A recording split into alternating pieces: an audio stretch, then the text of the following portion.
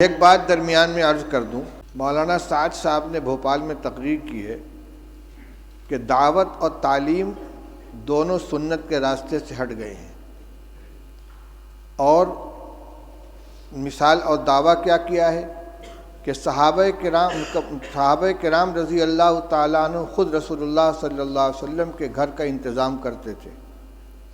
یعنی طالب علم کی یہ ذمہ داری ہے کہ وہ استاد کی کفالت کرے۔ کہتے ہیں کہ صحابہ جنگل جاتے تھے، لکڑیاں کاٹ کے لاتے تھے، اس کو جلانے کے قابل بنا کے فروخت کرتے تھے، اور رسول اللہ صلی اللہ علیہ وسلم کے 9 گھروں کے اندر تازہ بکری کا گوشت روزانہ پہنچاتے تھے۔ یہ ہے یعنی بحیثیت استاذ کے کہ یہ شاگرد تھے اور استاذ کے گھر میں تازہ روزانہ بکری کا گوشت پہنچاتے تھے۔ اور ہم جو روایت پڑھ رہے ہیں اس میں کیا مل رہا ہے؟ اس میں یہ حضرت عائشہ رضی اللہ عنہ فرماتی ہیں کہ ایک چاند نکلتا تھا، دوسرا چاند نکلتا تھا، اور تیسرا چاند نکلتا تھا، اور رسول اللہ صلی اللہ علیہ وسلم گھروں میں آگ نہیں جلتی تھی۔ اور یہاں آ رہا ہے کہ 9 گھروں میں حضور صلی اللہ علیہ وسلم نے آدمی بھیجا ہے، اور سب جگہ سے جواب کیا آ رہا ہے؟ ما معنا الا الماء، ہمارے پاس پانی کے علاوہ کچھ نہیں ہے۔ یہ کیا حدیث کی تحریف نہیں ہے؟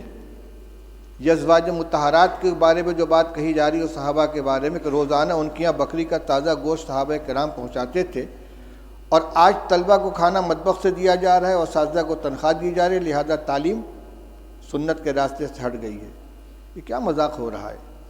یہ جتنے مدارس چل رہے ہیں، جتنے اکابر نے مدارس قائم کیے ہیں، تعلیم گاہوں کا انتظام کیا ہے، اصحاب صفہ نہیں تھے جن کے لیے صحابہ کرام رضی اللہ تعالیٰ عنہ لا کے انگور کے خوشے لٹکا دیا کرتے تھے، اور انگور اور کھجور کے خوشے لٹکا دیا کرتے تھے، اور ان کو اسی سے کھانا دیا جاتا تھا۔ وہ روایت نہیں آئی کہ رسول اللہ صلی اللہ علیہ وسلم مہمانوں کو حوالے کرتے تھے کہ بھئی اتنے کو کون کھلائے گا، جس کے گھر میں 2 آدمی کا کھانا اور تیسرے کو کھلائے، جس کے یہاں 4 وہ 5ویں کو کھلائے۔ صدیق اکبر اتنے آدمی کو لے کر گئے، فلاں اتنے آدمی کو لے کر گئے۔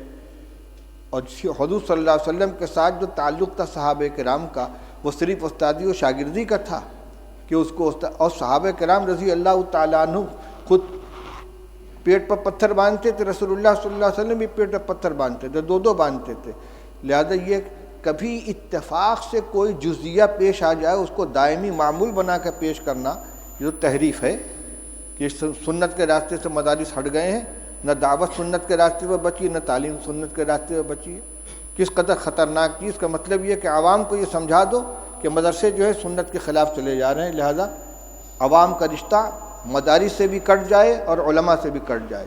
یہ انتہائی خطرناک رجحان ہے، جو اس کا مطلب یہ کہ سب کو باطل تنظیموں کے حوالے کر دیا جائے، ان کو نہ مدرسوں سے تعلق رہے گا عوام کا، نہ علماء سے تعلق رہے گا، پھر بھیڑیا آئے گا اچک کے لے جائے گا ان کو۔ اس پہ مجھے یہ یاد آیا کہ صحابہ حضور صلی اللہ علیہ وسلم نے ایک مہمان کے لیے گھروں کے اندر کہلوایا ہے، تو سب جگہ سے یہی شکایت آ رہی ہے۔ حضرت انس رضی اللہ تعالیٰ عنہ کی روایت پڑھ چکے ہو کہ بدبودار جس میں مہک پیدا ہو گئی تھی، ایسی چربی لے کر حضور کی خدمت میں پہنچے ہدیہ کے طور پر، اور کہتے ہیں کہ رسول اللہ صلی اللہ علیہ وسلم کی 9 ازواج مطہرات تھیں اور کسی گھر میں کھانے کو نہیں رہتا تھا۔ آپ نے وفات کے وقت 30 سا جو یہودی سے ادھار لیا ہے، اپنی ذرا اس کے پاس آپ نے رکھی ہے۔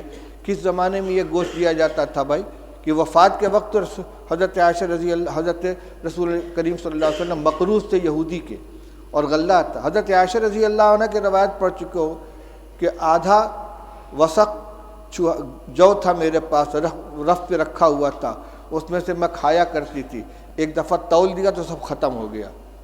یہ جو کو کھایا جا رہا ہے پکا کے، اور یہ تازہ گوشت روزانہ پہنچا رہے ہیں۔ افسوس ہوتا ہے اس طرح کی حرکتوں کے اوپر۔ چلو پڑھو روایت۔